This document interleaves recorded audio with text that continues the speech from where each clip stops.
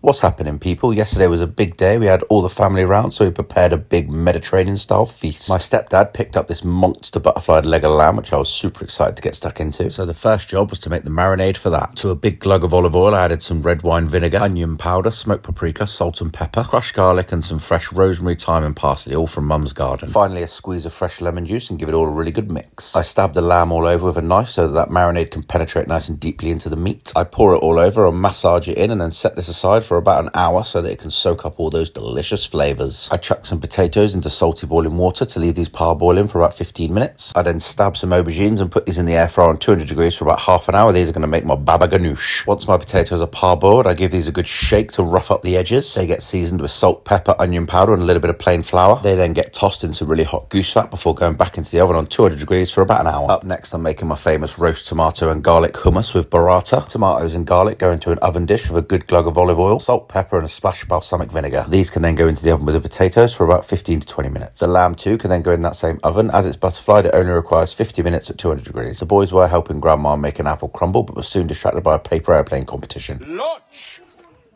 Oh, look at it go! I may have got slightly carried away with this, but I'm pleased to say I did win. Right, back to the feast. The lamb is now cooked and can come out of the oven. This gets wrapped in tinfoil and covered with towels and set aside to rest. It can do this while we finish the rest of the dish. Here you can see me and my big brother working beautifully in tandem. He mixes garlic, tahini, olive oil and fresh parsley with the flesh of those roasted aubergines to make our baba ganoush. Isn't baba ganoush such a fantastic word? Whilst he's doing that, I slice and fry off halloumi and some homemade hot honey. All the elements of this delicious feast have nearly now all come together. You've got the homemade baba ganoush, halloumi and hot honey, roasted tomato and garlic hummus with burrata, a fresh feta and mint salad, crispy roast potatoes, and of course that perfectly pink, deliciously tender Mediterranean roast lamb. Precious family experiences like these don't come around every day. For me, wonderful company deserves fantastic food. You can't beat it.